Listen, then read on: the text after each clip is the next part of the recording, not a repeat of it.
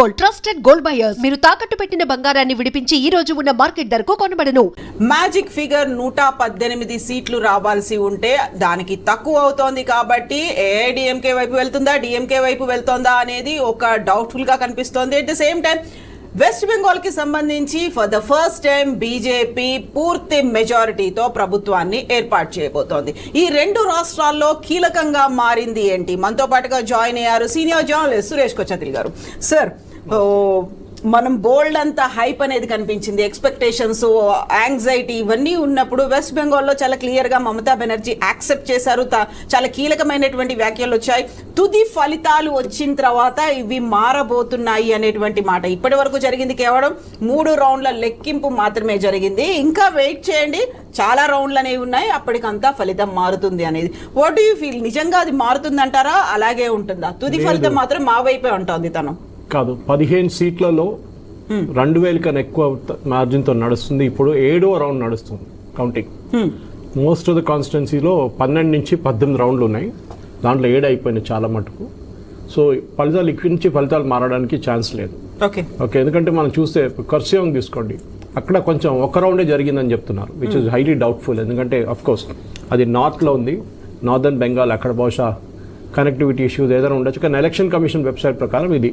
కానీ ఛానల్స్ అని చెప్తున్నారంటే ఇదంతా అయిపోయింది, ఆల్మోస్ట్ 11 రౌండ్ దాకా వచ్చేసారని చెప్తున్నారు ఈవీఎం కౌంటింగ్లో. సో న్యాచురల్లీ ఇక్కడి నుంచి ఇంకా ఫలితాలు మారవు. కొన్ని కాన్స్టిట్యున్సీలో 400, 300 అని ఉండే, అది కూడా ఇప్పుడు నేను చూసిన ప్రకారం లేటెస్ట్ కౌంటింగ్లో అది కూడా డిసపియర్ అయిపోయింది. 3 ఫిగర్ అనేది ఎక్కడ కనిపించట్లేదు. 3 ఫిగర్ లేదు, 4 ఫిగర్ ఉన్నది చాలా మటుకు. కానీ అది కూడా మారదు, ఎందుకంటే ఒక్క 92nd కాన్స్టిట్యున్సీ జగ్తర్ పాలియా, అది కొంచెం మారుతుంది. 415 సీట్లతో 18 సీట్లతో బీజేపీ ముందున్నారు. 143 స్థానాలతో 99 seat number, assembly seat number చందీతాల 2 అతే, దట్స్ ఇట్. 4 కాన్స్టిట్యున్సీలోనే మారచ్చు. కానీ with the tally they have now 172, ఇంకా ఎక్కువ మారడానికి ఛాన్స్ 192కి వచ్చేసారు ఇప్పుడు యాక్చువల్లీ బీజేపీ. సో ఇది కేవలం ఇనీషియల్ రౌండ్స్ మాత్రమే, ఇంకా పిక్చర్ అభి బాకీ హే అంటున్నారు మమతా బెనర్జీ. అది ఎప్పుడు ఓడిపోతున్నా అదే చెప్తారు వాళ్ళు. లాస్ట్ రౌండ్ దాకా వస్తారు, దాని తర్వాత ఈవీఎం అంటారు, దాని తర్వాత ఓట్ చోరీ అంటారు, అదంతా వస్తుంది కదా. ఇంకా బాకీ ఉంది, అదంతా ఇంకా కాలేదు. మళ్ళీ ఓటర్లు తీసేశారు, 90 లక్షల మందిని తీసేశారు అని చెప్పి అన్ని కౌంటింగ్ వస్తుంది. కానీ మీరు చూడండి, చాలా మటుకు Calcutta north, Calcutta east, Calcutta west, Calcutta south, ఇక్కడ బీజేపీ ఎప్పుడు ఈ 11 సీట్లలో బీజేపీ ఒక్క సీటు కూడా గెలవలేదు లాస్ట్ 2 సార్లు. ఈసారి 6 సీట్లు గెలిచారు. ఇప్పుడు 7వ సీట్ కూడా గెలవడానికి ఛాన్స్ ఉంది అక్కడ. This was the hard core intellectual Calcutta with minority voting చాలా మటుకు, అండ్ ఎస్సీ ఒక చాలా మటుకు పెద్ద ఎస్సీ ఒక కంటింజెంట్ ఉంది అక్కడ. ఓకే, వీళ్ళందరూ కలిసి ఎప్పుడు టీఎంసీకే ఓటేస్తుంది. ముందు వీళ్ళు సిపిఎం లెఫ్ట్ ఫ్రంట్ ఓటర్స్ ఉండే ముందు, కానీ మమతా బెనర్జీ వచ్చిన తర్వాత వీళ్ళందరూ మారిపోయారు. ఇంటలెక్చువల్ బెంగాల్, అక్కడ బీజేపీకి పని లేదు, బీజేపీ రారనుకున్నారు. అక్కడ 6 సీట్లు గెలిచారు ఇప్పుడు దాకా BJP, which is the big revolution. అది కాకుండా మీరు చాలా మటుకు మైనారిటీ డామినేటెడ్ కాన్స్టిట్యున్సీలో, ఎక్కడెక్కడ మైనారిటీ డామినేటెడ్ అంటే 30%, 25 నుంచి 30% ఉన్న మైనారిటీ కాన్స్టిట్యున్సీలో కన్సాలిడేటెడ్ హిందూ ఓటింగ్ జరిగింది. లాస్ట్ టైం టీఎంసీ గెలిచిన సీట్లు కూడా ఈసారి బీజేపీ అక్కడ లీడ్ చేస్తున్నారు ఈసారి. అది కూడా పెద్ద మార్పు. అంటే బేసిక్లీ ఏం జరిగిందంటే ఒక ధృవీకరణం అంటాం చూడండి మనం, అదే జరిగింది. డెఫినెట్గా హిందూ కన్సాలిడేషన్ బోర్డు జరిగింది. మైగ్రెంట్స్ చాలా మంది బయట నుంచి వచ్చి ఓటేసిన వాళ్ళు ఉన్నారు. మా ఫ్రెండ్స్ కూడా కొంతమంది హైదరాబాద్ నుంచి వెళ్ళారు. Bengal is highly educated IT professionals. వాళ్ళు ఎందుకు వెళ్ళారో అర్థం కావట్లేదు, అక్కడికి వెళ్ళి ఓటేసి వచ్చారు. బహుశా బెంగాలీ ఇంటెలెక్చువల్స్ని చూపించడానికి that we don't believe in Hindutva. కానీ ఒక్క రిజల్ట్ చాలా క్లియర్గా తెలిసిపోతుంది. నాతో మా ప్యానలిస్ట్ అంగీకరిస్తారా లేదా కానీ చాలా మటుకు క్లియర్. అస్సాంలో చూడండి, అండ్ మీరు ఈవెన్ ఇన్ వెస్ట్ బెంగాల్లో చూడండి, యాంటీ హిందూ యాటిట్యూడ్ తీసుకున్న పార్టీ ఓడిపోయారు. అది చాలా క్లియర్. అది కేరళలో కనిపించిందా? అది కేరళలో కూడా చూడండి, ఓట్ పర్సంటేజ్లో కేరళకి ఎప్పుడు లేని ఓట్ పర్సంటేజ్ ఈసారి బీజేపీకి వస్తుంది అక్కడ. ఓకే, 3 కాన్స్టిట్యున్సీలు లీడ్ చేస్తున్నారు, కానీ 43% పాపులేషన్ ఉన్న హిందూ పాపులేషన్లో కేరళలో ఏం చేయలేరు. వెస్ట్ బెంగాల్ దానికన్నా ఎక్కువ ఉంది. ఇప్పుడు రిమూవ్ మాల్డా, ముర్షిదాబాద్ తీసేస్తే వెస్ట్ బెంగాల్లో కూడా హిందూ పాపులేషన్ చాలా ఉంది. కానీ స్ప్లిట్ అయి ఉన్నారు వాళ్ళు. ఎప్పుడు నార్త్ వైపు గోర్ఖా ఒక ఇన్ఫ్లుయెన్స్ ఉంటుంది, ఇక్కడ సందేశ్ ఖాళీ ఆ సైడ్ అని వచ్చినప్పుడు ఇంకొక ఇన్ఫ్లుయెన్స్ ఉంటుంది. బీహార్ వైపు, జార్ఖండ్ వైపు వెళ్తే Hindi influence, non Bengali influence ఉంటుంది. కల్కట్టా అండ్ చుట్టుపక్కల నార్త్ పర్గనా, సౌత్ పర్గనాస్, కల్కత్తా, హౌరా, హుగ్లీ, ఇది మొత్తం బెంగాలీ ఇన్ఫ్లుయెన్స్ ఉంటుంది. సో దానికోసం Mamata Banerjee outsiders versus Bengalis అనే ఒక స్లోగన్ తీసుకొచ్చినారు. ఇది స్ప్లిట్ చేయడానికి, హిందూ ఓట్ స్ప్లిట్ చేయడానికి ఆమె ఆడిన గేమ్ అది. కానీ అది ఈసారి ఆమెకి యూజ్గా ఫలించలేదు. ఆమె డెఫినెట్గా వాళ్ళ పార్టీ ఓడిపోతారు ఈ ఎలక్షన్, దాంట్లో డౌట్ లేదు. సో ఇక్కడ కీలకమైనటువంటి అలిగేషన్స్ కూడా మమతా బెనర్జీ చేస్తున్నారు. ఇప్పుడు మేము ఏదైతే లీడింగ్లో ఉన్నామో అది ఎలక్షన్ కమిషన్ అసలు చూపించని కూడా చూపించట్లేదు. ఎక్కడైతే బీజేపీ ఉందో అది మాత్రమే ప్రొజెక్ట్ చేసి చూపిస్తోంది, డెలిబరేట్గా ఎంగేజింగ్ చేస్తోంది స్లో కౌంటింగ్ని అనే మాట. ఏం చేస్తారంటే ఇప్పుడు ఎలక్షన్ మీరు ప్రతి ఛానల్ తీసుకోండి, అన్ని లీడింగ్ శాటిలైట్ ఛానల్స్ తీసుకోండి, ఇంగ్లీష్ ఛానల్స్ తీసుకుంటే వాళ్ళ కరస్పాండెంట్స్ అక్కడ ఉన్నారు ఒక్కొక్క కౌంటింగ్స్ మెయిన్ డిస్ట్రిక్ట్ సెంటర్స్లో. ఈ లీడ్ చేస్తున్నప్పుడు ఈ పార్టీకి ఉంటుంది చూడండి ఏజెంట్, వాళ్ళు బయటకు వచ్చి చెప్తారు, ఈవెన్ అనౌన్స్మెంట్ చేస్తారు 3వ రౌండ్లో, 4వ రౌండ్లో, 5వ రౌండ్లో అని. Election commission until the last document check చేసిన తర్వాతనే, రిటర్నింగ్ ఆఫీసర్ సైన్ ఆఫ్ చేసిన తర్వాతనే వాళ్ళు పబ్లిష్ చేస్తారు. చాలా కేర్ఫుల్ ఉంటారు, ఎందుకంటే వాళ్ళది ఒఫీషియల్ లైన్ అది. కానీ ఎలక్షన్ కమిషన్ ఎప్పుడు కొత్తగా అది, దీనికన్నా ముందు కూడా బీహార్లో కూడా జరిగింది. సాయంత్రం 4 అయినా కానీ 7వ రౌండ్ ఫైలింగ్ చేయలేదు, కంప్లీట్ కాలేదు. చాలా మటుకు ప్రాబ్లం ఉండే. లాస్ట్ టైంలో ఎలక్షన్ మొదలైనప్పుడే ఫస్ట్ టైం ఏం చేస్తారంటే పోస్టల్ బ్యాలెట్ ఓపెన్ చేస్తారు, తర్వాత ఈవీఎం ఓపెన్ చేస్తారు. లాస్ట్ టైం రెండు ఒకటేసారి ఓపెన్ అయింది. పోస్టల్ బ్యాలెట్ ఒకవైపు ఓపెన్ అయింది, ఈవీఎం ఒకవైపు. అది పెద్ద కాన్స్పిరసీ అయింది. అప్పుడు కావాలని చేశారు కాదు, ముందే ఇన్ఫార్మ్ చేశారు ఇది ప్యారలల్గా ఉంటుంది, ఇది ప్యారలల్గా ఉంటుందని. ఎందుకంటే ఈవీఎంకి, పోస్టల్ బ్యాలెట్కి ఈవీఎంకి సంబంధం లేదు. So you need not count in sequence, ప్యారలల్గా కౌంట్ చేసుకోవచ్చు. అదే జరిగింది లాస్ట్ టైం కూడా. టైం స్పీడప్ అయిపోతుంది. 10 గంటల దాకా మీకు అట్లీస్ట్ 3 రౌండ్లు, అట్లీస్ట్ 2 రౌండ్ల ఫలితాలు మీకు వచ్చేస్తున్నాను. అదే జరిగింది ఈసారి. మమతా బెనర్జీకి ఫామ్ 17C ఉంది, ఆమెనే చెప్పింది. ఆమె అందరు రిటర్నింగ్ వాళ్ళ ఏజెంట్స్ దగ్గర చెప్పారు, ఎవ్వరు 17C లేకుండా బయటికి రాకూడదని. 17C వాళ్ళు చూస్తున్నారు, వాళ్ళు కూర్చున్నారు, వాళ్ళు సైన్ ఆఫ్ చేసిన తర్వాతనే ప్రతి రౌండ్ అప్డేట్ చేస్తారు ఎలక్షన్ కమిషన్. సో ఆమెకి ఏం కంప్లైంట్ ఉంటే అర్థం కావట్లేదు. భవానీపూర్లో ముందు she was behind, but now she is leading. Problem ఉండకూడదు ఆమెకి.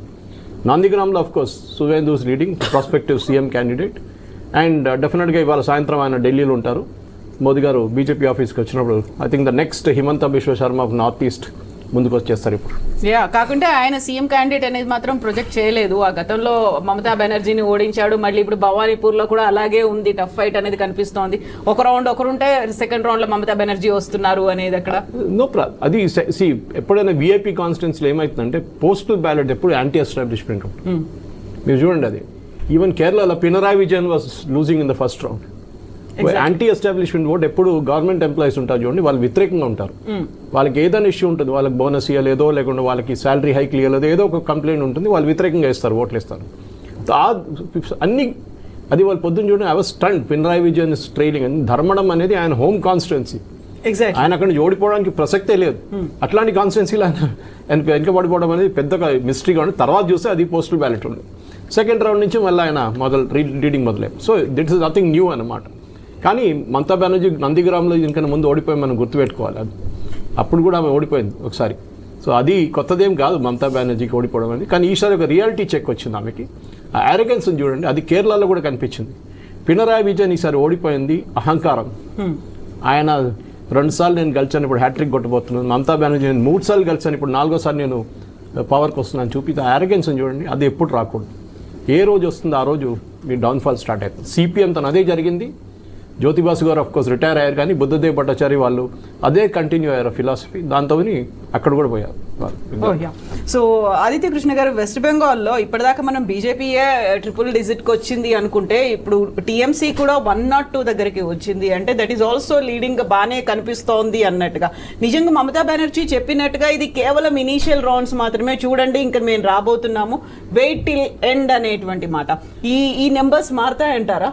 అంటే ఐ థింక్ ఈ పాయింట్లో అన్లైక్లీ అంటే, కానీ మనకి వెస్ట్ బెంగాల్ గురించి తెలిసిందే. దట్ ఏమంటారంటే జనరల్గా వాళ్ళకి around 85 to 90 seats almost completely Muslim dominated సీట్సే ఉంటాయి. దాంట్లో ఇంతకు ముందు ఎలక్షన్స్ కూడా దాంట్లో 75 సీట్లు అవి కంప్లీట్గా టీఎంసీకే వెళ్ళాయి. So in away BJP start చేసినటువంటి దాని ఖాతాలో కూడా ఒక 75 to 85 మైనస్ చేసుకొని వాళ్ళు కౌంట్ చేసుకోవాలి. సో దానిపైన ఎంత వస్తుంది అనేది చూడాలి. బట్ ఇప్పుడు ఎలక్షన్స్ ఇప్పుడు పోలింగ్ కౌంటింగ్ టైంలో ఆమె ఎంత కాన్ఫిడెన్స్ చూపించినా దీని ముందర చాలా మటుకు ల్యాక్ ఆఫ్ కాన్ఫిడెన్స్ అనేది ఆల్రెడీ మల్టిపుల్ టైమ్స్ కనబడుతూనే ఉంది. అది మమతా బెనర్జీలో కనబడింది, తర్వాత ఆమెకి ప్రోగ్ ఉండే రకరకాల పార్టీ మెంబర్స్లో కనబడింది. కొంతమంది సిఏపిఎఫ్ ఫోర్సెస్ కూడా అన్నారు, వాళ్ళు వచ్చి ఐడి కార్డులు చూడటం ఏంటి, ఐడి కార్డులు చూసి ఓటింగ్ చేస్తున్నారు ఏంటి, అట్లా అన్న వాళ్ళు ఉన్నారు. ప్లస్ సౌత్ పరగనస్లో మనం చూసాం జహాంగీర్ ఖాన్తో ఆ ఇష్యూస్ జరుగుతుంది, అభిషేక్ బెనర్జీ ఆయన కూడా. సో ఎసెన్షియల్లీ వాళ్ళకి అట్ సైకాలజికల్ లెవెల్ చెప్పాలంటే చాలా మటుకు డెంట్ అయ్యి ఉన్నారు. సో ఇది వాళ్ళు కూడా ప్రెడిక్ట్ చేస్తున్నారు. కానీ ఎప్పుడైనా అంతే, ఎప్పుడైనా ఎలక్షన్స్ టైంలో when the counting is going on ఎవరైనా కొంచెం బ్రవాడో చూపించుకునే ప్రయత్నాలు ఉంటారు. గెలిచే వాళ్ళు జనరల్ కొంచెం సైలెంట్గా ఉంటారు, ఓడేటటువంటి వాళ్ళు కొంచెం బ్రవాడో అనేది చూపించుకుంటుంటారు. సో దానివల్ల ఐ డోంట్ థింక్ నంబర్స్ ఇంకా సిగ్నిఫికెంట్ మార్పు అయితే రాదు. ఈసారి డిసైసివ్ మ్యాండేట్ అయితే డెఫినెట్గా అయిపోయింది.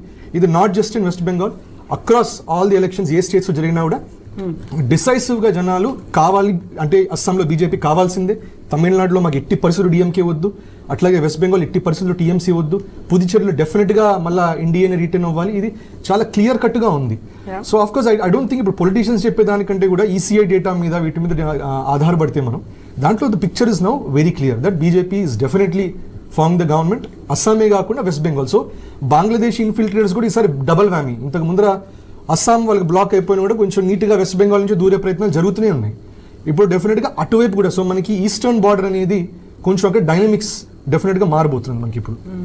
సో సాయి శేఖర్ గారు, తమిళనాడుకు సంబంధించి ఆ క్లారిటీ అనేది వచ్చినట్టుంది. మ్యాజిక్ ఫిగర్ 118కి 10-12 స్థానాలు ఇంకా తక్కువగానే అవుతున్నాయి టీవీకేకి. ఆబ్వియస్ గా వెళ్ళాలి అని అన్అవాయిడబుల్ సిచ్యువేషన్ అనేది అక్కడ వచ్చింది, హంగ్ మాత్రమే ఏర్పడుతుంది. అంటే ఇది ఏ వైపు, ఏ పార్టీ వైపు, ఏ కూటమి వైపు ఇంక్లైన్డ్ గా ఉండొచ్చు? రెండు పాసిబిలిటీస్, మూడు possibilities. One nation, one election, one prime minister, one voting machine, one vote. ఈ స్లోగన్ ప్రాసెస్లో దే మైట్ ముందు సపోర్ట్ ఇచ్చినట్టుగా ఇచ్చి తర్వాత they will gobble up that party. Okay, పార్టీని గాబుల్ అప్ చేస్తారో లేక మొత్తానికి విజయ్ చేత జై కొట్టించేసుకొని విజయ్నే బీజేపీ చీఫ్ మినిస్టర్ అంటారో, మొత్తానికి అదొక మేజర్ పాసిబిలిటీ. సో దట్ ఒక మేజర్ స్టేట్ సౌత్లో మేము we could make inroads అనేది చెప్పుకోవడానికి అవకాశం ఉంటుంది. టోటల్గా అన్నాడీఎంకే అలయన్స్ గెలిచింది 72 సీట్లు అయితే దాంట్లో బీజేపీ ఎన్ని సీట్లు గెలిచిందో నాకు ఐడియా లేదు కరెక్ట్గాను. లాస్ట్ టైం కదా, ఇప్పుడు బీజేపీ ఈసారి 5 సీట్లు, 27 స్థానాల్లో 5 సీట్లు ఉన్న వాళ్ళు గాబులప్ చేయకపోవచ్చు, కానీ వాటి మేబీ అదొక పాసిబిలిటీ. కాంగ్రెస్ పార్టీ 5 సీట్లు గెలుస్తోంది డిఎంకే అలయన్స్లో. అట్లానే పట్టాలి మక్కల్ కచ్చి వాళ్ళు ఒక బీజేపీ 1 యాక్చువల్లీ ఒక సీటే. పట్టాలి మక్కల్ కచ్చి 5 సీట్స్ ఉన్నాయి అంటున్నారు సురేష్ గారు.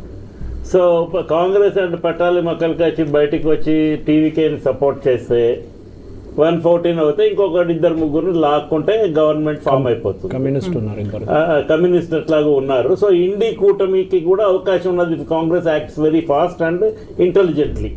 బికాజ్ ఇందాక నేను TV9లో అనాలిసిస్ చేయడానికి వెళ్ళినప్పుడు ఒక ఎంపీ గారు చెప్పారు, Congress leaders in Tamil Nadu wanted to go with TVK, they did not want to align with DMK. అయితే కేంద్రంలో ఉన్న అధిష్టాన వర్గం, కాంగ్రెస్కి ఇది ఒక సమస్య ఉంటుంది కదా, ఎంతసేపు అధిష్టాన వర్గం will decide things. So they decided to go with DMK. లేకపోతే Congress would have made major gains in Tamil Nadu in alliance with TVK.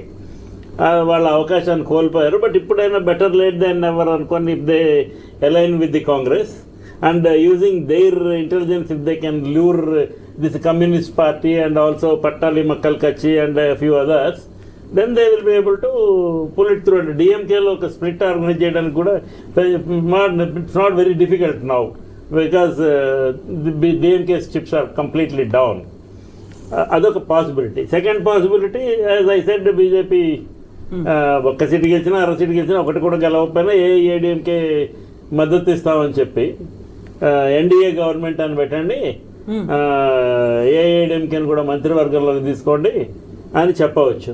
అయితే జయలలిత లాంటి పవర్ఫుల్ ఫేస్ లేకపోయినా ఎడప్పాడి పళనిస్వామి తనకున్న పర్సనాలిటీతోనే అన్ని సీట్లు గెలిచాడు కాబట్టి he may want to retain his identity. individual identity. If that is the case, they may not align with Vijay, because for next time at least they can try. This is second possibility. And the third possibility is DMK itself, since we have nothing else to lose, we will support Vijay, and externally or internally. Government unconditionally. Unconditionally we will support Vijay, because we don't want NDA to form the government అని చెప్పడం అనేది ఒక third possibility. Okay. So ఇప్పుడు DMK వాళ్ళు నిర్ణయం తీసుకోవాలి, BJP నేతృత్వం నిర్ణయం తీసుకోవాలి ఢిల్లీలో, లేక కాంగ్రెస్ నేతృత్వం ఢిల్లీలో నిర్ణయం తీసుకోవాలి. వీళ్ళందరిలో ఎవరిని రానియాలనేది విజయ్ నిర్ణయం తీసుకోవాలి. బట్ ఎవరిని నమ్మాలి అనేది కూడా ఇక్కడ విజయ్ చీఫ్ మినిస్టర్ అయినా అది ఎన్ని రోజులు కొనసాగుతుంది with this lame duck numbers? That is a problem for Vijay in Tamil Nadu. So చూడాలి హౌ థింగ్స్ ప్యాన్ అవుట్ అని. సాయంకాలానికి అన్ని రౌండ్లు అయిన తర్వాత సురేష్ గారు మీరు చెప్పాలి, ఎట్లా ఉన్నది, how is the Tamil Nadu trend according to the statistics that you are poring over? Tamil Nadu చూడాలంటే మనం చాలా మటుకు ఇప్పుడున్న లేటెస్ట్ రౌండ్స్ ప్రకారం 6వ రౌండ్ నడుస్తుంది అక్కడ కౌంటింగ్. ఇంకెన్ని రౌండ్లు ఉన్నాయి? ఇంకా ఆల్మోస్ట్ ఒకదాని అంటే డిఫరెంట్ కాన్స్టిట్యున్సీ. ఆలందూరు తీసుకుందాం మనం. ఆలందూరు తీసుకుంటే అక్కడ ఇప్పుడు 7 రౌండ్లు అయినాయి అన్నమాట. 31 రౌండ్లు ఉన్నాయి అక్కడ. సో 31 రౌండ్లో లేట్ ఈవినింగ్ అవుతుంది. TVK is reading by 9,600 votes. Right. So అది మారొచ్చు. ఓకే, డెఫినెట్ గా మారొచ్చు. ఎందుకంటే ఏఐడిఎంకేకి 11,000 votes, డిఎంకేకి 19,000 votes. సో ఇద్దరు కలుపుకుంటే విజయ్ వాళ్ళని ఓడించవచ్చు, విజయ్ వాళ్ళ పార్టీని ఈజీగా. కానీ వాళ్ళు ఎప్పుడు కలవరు కదా, అది స్ప్లిట్ అయిపోయింది ఓట్ అక్కడ అనమాట. సో అట్లా చాలా కాన్స్టిట్యూన్సీ ఉంది, ఇంకా ఓటింగ్ నడుస్తుంది. సో కౌంటింగ్ పూర్తయ్యేటప్పటికి maybe Vijay will get his numbers on his own. వస్తే కనుక ఆయనకి వీళ్ళు ఎవరితో అవసరం ఉండదు. ప్రస్తుతం ఉన్న అంచనాల ప్రకారం ఇది పరిస్థితి. ఇలాగే ఉండాలని కాంగ్రెస్ కోరుకుంటుంది, బీజేపీ కోరుకుంటుంది. ఆలంగుడిలో కూడా 5వ రౌండ్ జరిగింది ఇప్పుడు దాకా. వేరాస్ ఇన్ ఆలంబుంగం ఇట్ ఇస్ 10 rounds అనమాట. 10 roundsలో వీళ్ళు 25,500 votes వెంటబడినారు వీళ్ళు. That is kind of very good numbers actually, surprisingly good numbers. ఎందుకంటే డిఎంకేకి 26,000, వీళ్ళకి 26,000, దాని తర్వాత వాళ్ళకి 25,000, అంటే almost 75,000 between these 3 parties. It is actually proper triangular contest in Tamil Nadu, proper triangular contest. Minus that 91 lakh votes that were removed. Actually, normal is Rajasekhar గారు నామ్ తమిళ కచ్చి అని ఎన్టీకే వాళ్ళు కూడా పోటీ చేశారు ఈసారి, సపరేట్ గా పోటీ చేశారు. వితౌట్ వాళ్ళకు 11,000 votes వచ్చినాయి ఒక కాన్స్టిట్యున్సీలో. అంటే they also have really taken anti establishment vote వాళ్ళు కూడా తీసుకెళ్లిపోయారు కొంచెం చాలా మటుకు డిఎంకే. ఎవరు గెలిచినా ఎవరు ఓడినా ఫైనల్ గా ఎవరికి రిటర్నింగ్ ఆఫ్ సర్టిఫికేట్ ఇచ్చినా ఖచ్చితంగా అట్లీస్ట్ ఈ ఎలక్షన్ తర్వాత ప్రభుత్వంలో ఉన్న బీజేపీ మీద ఒక బాధ్యత ఉంటుంది. ఏంటంటే తప్పకుండా they have to clear these bodies of the doubts being raised by the people. Election commission role మీద అందరికీ అన్ని వర్గాల్లో సందేహాలు ఉన్నాయి. ఆల్రెడీ మమతా బెనర్జీ అంటున్నారు. ఇప్పుడు ఆంధ్రప్రదేశ్లో జరిగిన ఎలక్షన్ మీద బోలెడన్ని సందేహాలు ఉన్నాయి, నివృత్తి చేయలేకపోతున్నారు ఎలక్షన్ కమిషన్. వాడు చేయడానికి ప్రయత్నం చేయడం లేదు. అండ్ నేను చెప్పిందే రూల్ అని ఒక డండా వాడి దే ఆర్ బుల్డోజింగ్ అని. Instead they can if they are right clarify it. No, అందరికీ అర్థమయ్యేటట్టుగా దాన్ని చెప్పే this is how it happened and our hands are, there is no mud on our hands, our hands are clean అని చూపించుకుంటే at least election కమిషన్ని ప్రభుత్వం ఒత్తిడి చేయాలి. చేసి మీరు క్లియర్ చేసుకోండి బాబు, నెక్స్ట్ టైం ఎలక్షన్కైనా మీ మీద డౌట్ ఉండకుండా ఉండాలి అని చెప్పి చేసుకోవాలి. 15 ఏళ్ళు పనిచేసింది కాబట్టి ఆవిడ మీద యాంటీ ఇన్కంబెన్సీ ఉన్నది. అయితే ఖచ్చితంగా నరేంద్ర మోడీ మీద కూడా యాంటీ ఇన్కంబెన్సీ ఉండాలి. అందుకే 240 సీట్లు వచ్చినాయి. సో నెక్స్ట్ టైం కి తెలుస్తుంది తెలియదు. With this kind of consolidation and with this kind of SIR and all they want. ఒక్కడు ఎవడన్నా ఓటేసేస్తే నరేంద్ర మోడీ ప్రైమ్ మినిస్టర్ అయిపోతాడు. అవుట్ ఆఫ్ 140 crore people ఒక ఓటు సరిపోతుంది ఆయన ప్రైమ్ మినిస్టర్ అవ్వడానికి. సో అలాంటి పరిస్థితి ఉండకూడదు. We brag that we are the largest democracy in the world, and what kind of a democracy are we in అనే డౌట్ రాకూడదు. దానికి election commission should be really independent. So Aditya Krishna గారు, నిజంగా యాంటీ ఇన్కంబెన్సీ అనేది కనిపిస్తుందంటారా, ఉంటుందా ఇప్పుడు? ఎందుకంటే కేరళ చూసుకున్నా, తమిళనాడు చూసుకున్నా, వెస్ట్ బెంగాల్ చూసుకున్నా అది క్లియర్గా కనిపిస్తుంది అనుకున్నప్పుడు, దెన్ వాట్ అబౌట్ అస్సాంలో కనిపించలేదు, పుదుచ్చేరిలో కనిపించలేదు? అంటే ఇంతకు ముందర మనం చూస్తే గ్లోబల్గా కూడా, మనం ఇంతకు ముందర పార్లమెంట్ ఎలక్షన్స్ అప్పుడు చూస్తే ఇక్కడ మనకుండే ఎన్డీఏకి తప్పితే ప్రపంచవ్యాప్తంగా కొంచెం యాంటీ ఇన్కంబెన్సీ గానీ వెళ్ళింది. జో బైడెన్ కూడా అక్కడ ట్రంప్గా మారాడు, తర్వాత యూరోప్ కూడా రకరకాల ప్రభుత్వాలు మారుతున్నాయి. అట్లాగే ఇక్కడ జరిగినటువంటి ఎలక్షన్స్ కూడా మనం చాలా సిరీస్ ఆఫ్ చేంజెస్ చూసాం. రాజస్థాన్ గవర్నమెంట్ కూడా మారింది. సో అట్లా series of things have been happening.